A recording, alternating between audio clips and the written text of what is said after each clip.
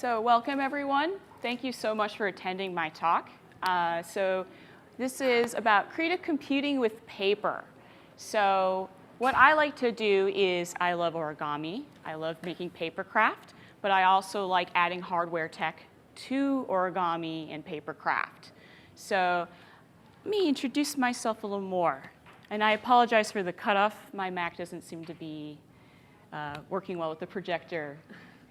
So my name is Lindsay Balfour. I'm an educator, innovation tech specialist at the Children's Creativity Museum in San Francisco, formerly known as ZEUM. And what I do is I teach coding to as young as 5 years old.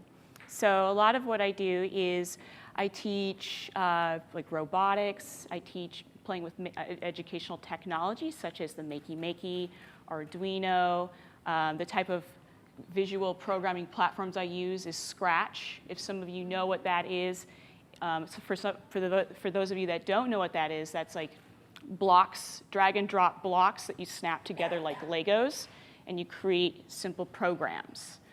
And I also consider myself a maker educator. A maker educator, some of you might be familiar with the maker movement, Maker Faire, Make Media. So when I call myself a maker educator, a lot of what I do is I teach a lot of different projects and skills. So that includes pop-up design, learning to code, learning how to solder, basically learning all these different skills and then cross-pollinating them. So that's kind of what I'm talking about a little bit today. And formerly, I was a designer. So I used to be a medical and scientific illustrator. So I have this like interesting intersection of art, science, and technology, just has always been ingrained in my DNA. And I like working in informal education environments, so specifically museums. I also used to work at the Tech Museum of Innovation, and I worked there for a couple months teaching design challenges. So coming up with design challenges with these different types of technologies to use to solve for certain problems. So creative computing. With creative computing, the basic definition I use is understanding the origin of everyday things. So in my background, I've also been a shop technician. So I not only learn how to weld, I teach welding, understanding safety, understanding like how to build the skill rapidly, and then also understanding the different types of welds that would be out there. So you start to appreciate the things around you. So that's what creative computing, in a sense, means when we create media creators and not consumers. So that's a lot of what we do at our museum, but also what I do outside, personally, when I teach workshops. So on the right side, I'm teaching 2 boys, just some basic coding concepts with these little adorable robots called Dash. So they kind of look like minions, and I'm teaching them the basic concept of coding as giving a set of instructions and completing a task. And then on the right, or on the left side, I have this origami strawberry that I started to create. And instead of drawing in the little seeds on the outside, I decided to create like an insert. So I basically made 2 origami pieces. One of them is kind of like my paper circuit board, essentially. And I put my circuit sticker LEDs and a microcontroller, so they kind of flicker and twinkle at different points.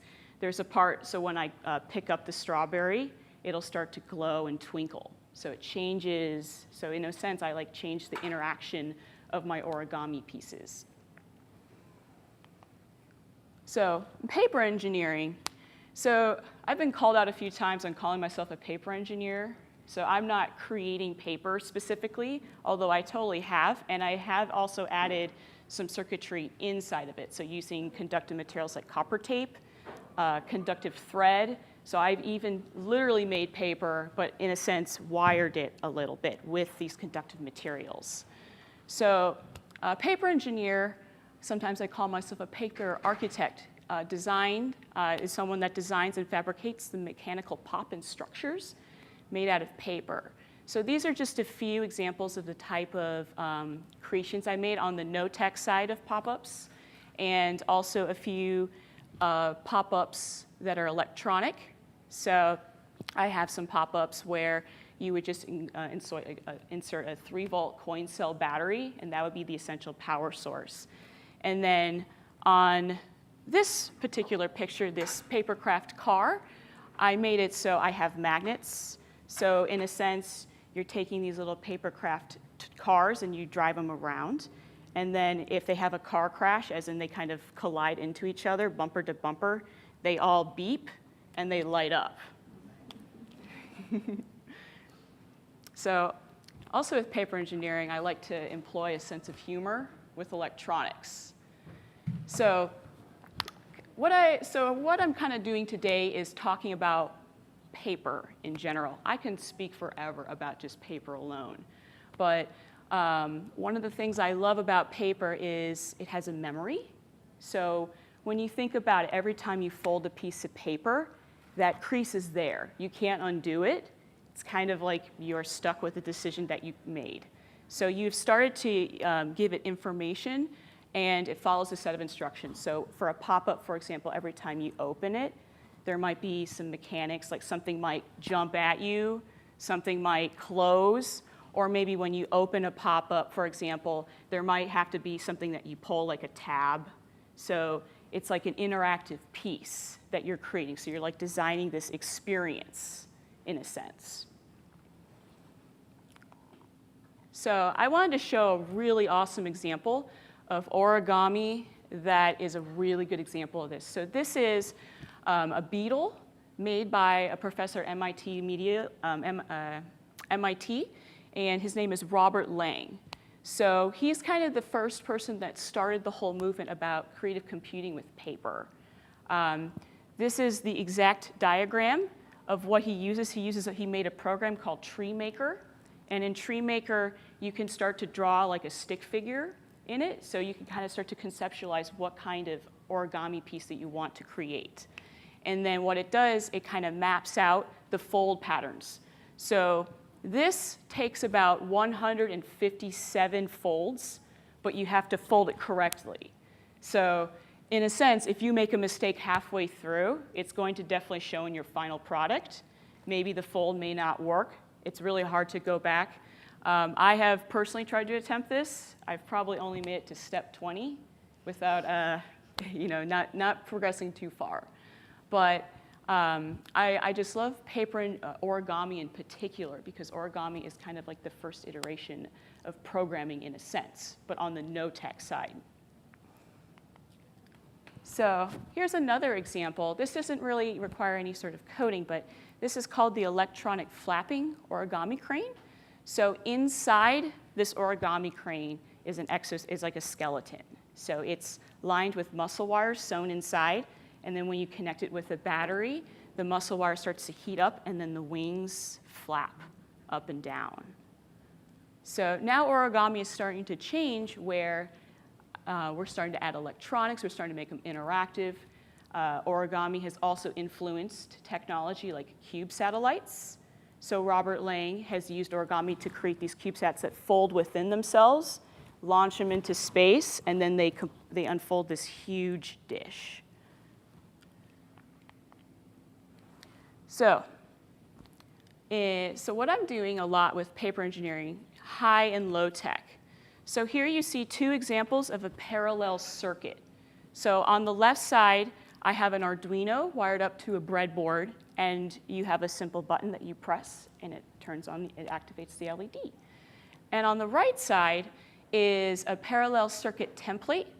So it's using conductive materials like copper tape, LED circuit stickers, and a 3-volt coin cell battery and a binder clip.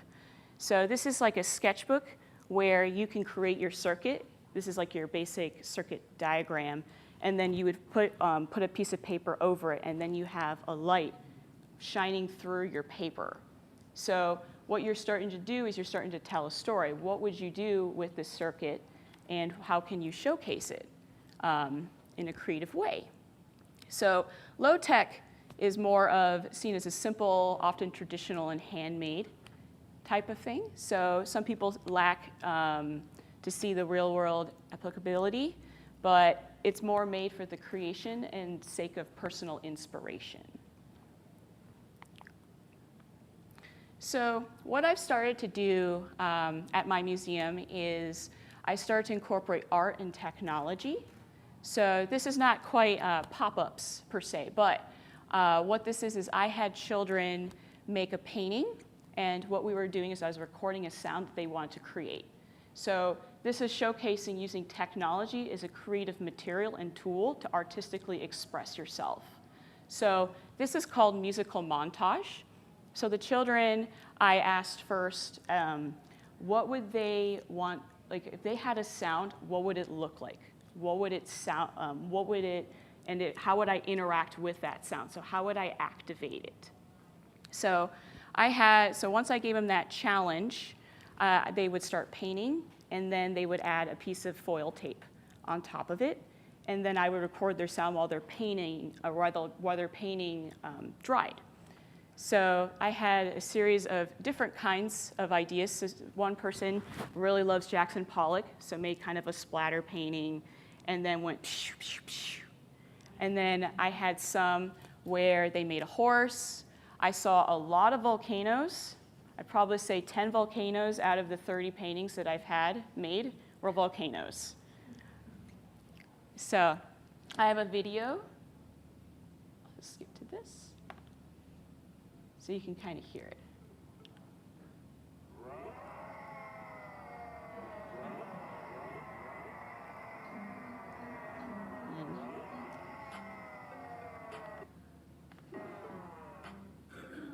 So I'll just show a little bit of the video.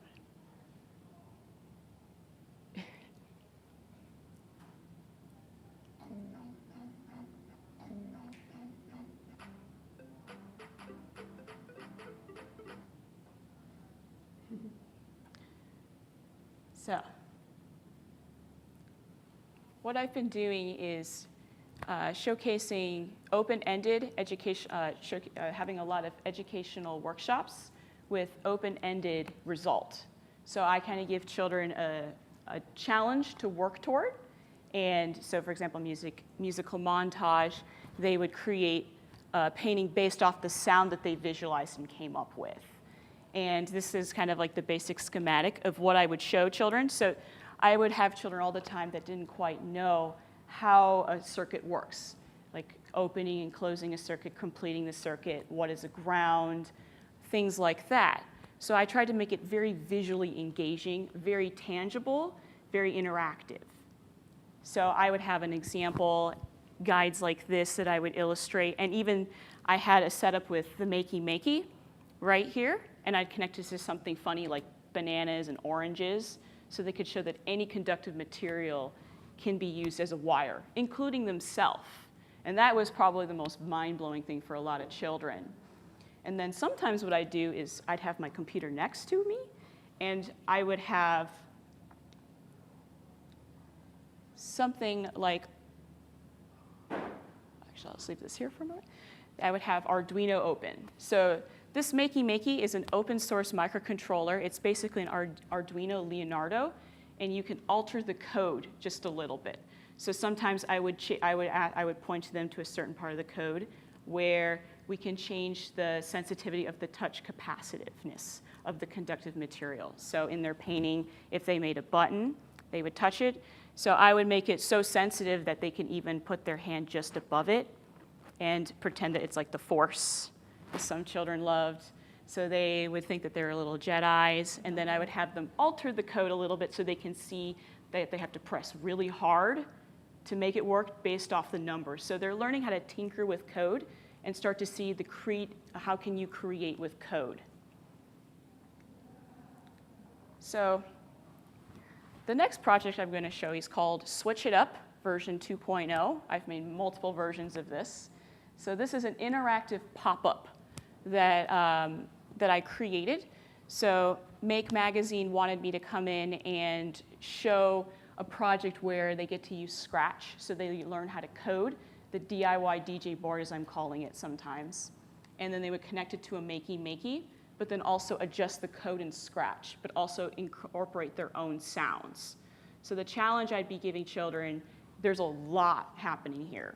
They're building a basic paper hardware board, essentially with conductive materials. And the challenge is that sometimes the connections aren't secure. Sometimes I would have children that are on the younger side that don't have fine-tuned motor skills. A lot of things that I experience with informal education, especially museums, is when I have a workshop that's made for 10-year-olds, their 5-year-old sibling is going to come. And I want them to be involved. So I might scaffold it where instead of using copper tape where you have to peel it off, I'll bring out Play-Doh. Play-Doh is also very conductive, so they can kind of create the wires that way. So where you see some of these copper tape pieces here, I'll just have them lay big hunks of Play-Doh instead and then stick alligator clips into it so they could still be involved in the process. So here, what we're doing is I have this makey connected, and each switch, so it's like a pop-up. So I have pull tabs, I have a rotary switch, I have things that flip, I have even a knob that's kind of like a potentiometer a little bit. It's not quite perfect because it is made out of paper and Play-Doh and copper tape, but that's kind of the whole point of the exercise, that they're learning the healthy struggle. So they're learning how to use all these materials and really, in a sense, be frustrated and struggle a little bit, but then at the very end, when this comes all together, it's like a really phenomenal, experience for children, especially at age 10. So here's kind of an example of what the DIY DJ board looked like on Scratch. So it's an animation where they can change them. They can change the sounds. And as you interact with the paper board, all of this in Scratch, my Scratch sketch, changes and animates with them. So they can kind of see if it's working in front of them. So that's how they can see, does this switch work? Sometimes it works. I need to make it better. So they'll rapidly iterate and prototype. And then they start to learn how to code for certain commands. So they also learn that the makey is an external keyboard in a way. So they start to see the keyboard that they would see on a computer in front of them, and it starts to become a full circle, so completing the circuit, because circuit means full circle.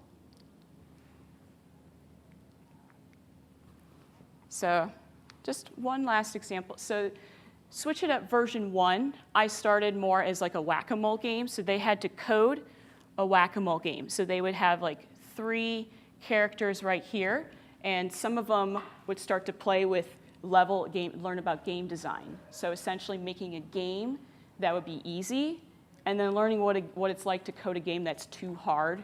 So a lot of what I ask children is, are games that are too hard fun? A lot of the time they're going to say yes, but then as they start to play, they're going to realize, oh, that's not quite true. So they get to change how long the characters would appear for and disappear, but also they would be really creative with their switches. So this here was made by a child at the Tech Museum of Innovation, and what they did was they made 2 switches that were simple. So they had 2 characters that were slightly harder to hit on the whack-a-mole, and then the switch in the center, what he did was he made an origami paper ball on a paper ramp, and you had to time it and place it just right for it to roll down and hit the switch. And the character in the middle, for example, would be the slowest, but the challenge was to make the switch work. And sometimes it would completely miss, it would roll off. Other times he would hit it a couple times, or it would get stuck, so then it would just suddenly get a ton of points at once. But I thought that was a really interesting innovation, using paper. So here I have a pop-up workshop that I taught at the Sunnyvale Library, which is really close by. And this is learning about building a parallel circuit, essentially. But what they're also learning is about low-tech switches and effects. So we would use semiconductive materials that would help kind of like dilute the circuit a little bit. So not only would they add a coin cell battery to light it up, but they would also hold on another part of it to like create a low-tech fade. So they're like creating a DIY flex sensor with this semiconductive plastic called Velostrat. And what's happening is through this, not only are they telling a story with just the pop-up itself, so every time it opens up, it lights up, or how it interacts, but they're also learning the new 21st century literacy. So 21st century literacy is not only just learning how to read and write, but also be technologically able. So preparing the next generation of creators and makers to be ready. So for example, the 21st century skill is coding. In 2000, it was learning Microsoft Word and Photoshop. So times have changed a little bit, so now we're learning how to use coding. But so this is kind of like level 1, where they start to understand how we can get girls, especially, into technology. So coming up with these creative crafting with electricity, and then bringing it up to the next level of learning how to code with microcontrollers. So these here, I also have a slide with lots of resources at the end. These are called circuit stickers. So these are basically surface mount LEDs, for example, on a piece of copper tape, and there's the world's smallest resistor right here on this sticker. And up there on the top, we have pre-programmed effects, so you can add a heartbeat, a fade, twinkle, and blink to your pop-ups. And then kind of going into level 3, you can start to add sensors like a light, so a photoresistor. So every time you open up your pop-up, your LEDs might light up, or if you close it, they might light up instead. Sound, so whistling into it. A button, and then also this microcontroller, this ATtiny85 microcontroller, you can code with an Arduino. And that's when you can start to develop the ability to butt an interest in coding. So this is like what it looks like with just a circuit diagram in the pop-up. And then here's an example of what I've created. So this is like a layout of the diagram of the microcontroller. So having an LED on all times, an impulse, the replay, and then starting to prototype and incorporate it into an origami piece. So this is a little origami Christmas tree that I made, where I can plug it into my Arduino and I can change it anytime I would like. I had a grandmother once in one of my workshops where she was super excited because she said, Christmas will be different because now I can code my cards. So I have reached the end of my talk, so I'd like to open it up for questions, comments. I do, right here. And I will leave this one up for anyone that wants to write down any of these resources. I also have books to look into if you're interested in getting into paper circuits, pop-ups. And these slides will also be posted online.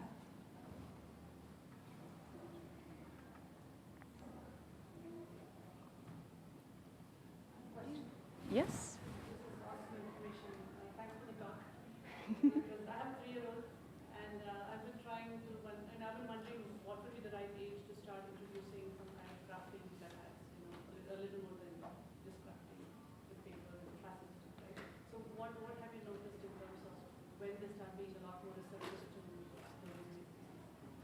When I see them do the same project I just taught them twice, but also when they start to ask for more resources, and also as an educator, so a lot of what I do is I'm there as like a curator of creativity, is sometimes what I've been nicknamed, where I'm there to kind of give level 2. So every time I have a workshop like this, I'm armed with the ability to increase and bring them to the next level. Sometimes I don't have microcontrollers on me, so I couldn't teach them right there. But I always have examples of some of the more advanced things, just so they can see what's the next level. Going beyond microcontrollers, there's books where they use Bluetooth. So there's this really amazing notebook called the Tide. It's called a Tide Reader. So what it is there's this lovely lady called Natalie Freed. She made this book where it's connected to the internet using Bluetooth. So it pulls data from the internet, and the LEDs are arranged like tide. So you can tell if it's high tide or low tide just by opening the book and seeing where the LEDs are. So there might be like 5 rows of LEDs, and if it's high tide, that way she knows, but it's also numbered, for example. So having like examples to show, but I also personally would have a computer nearby, and they can code it and change it a little bit, and will alter the code. So that's like my next level, especially for kids that get really interested and they want to know more. I'll like pull out Arduino, I'll open up Arduino, and I'll have them play with the code and tinker with it a little bit. Is all of your work with children, or do you do anything with adults and seniors? I do a lot of work with children primarily. I have been doing a little bit with adults.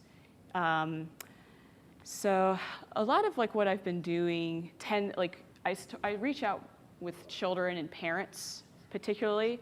Adults, like they might ask like here and there, but I haven't been like invited to do anything with adults. But if the interest was there, I would be very happy to. Thank you. All right. Thank you.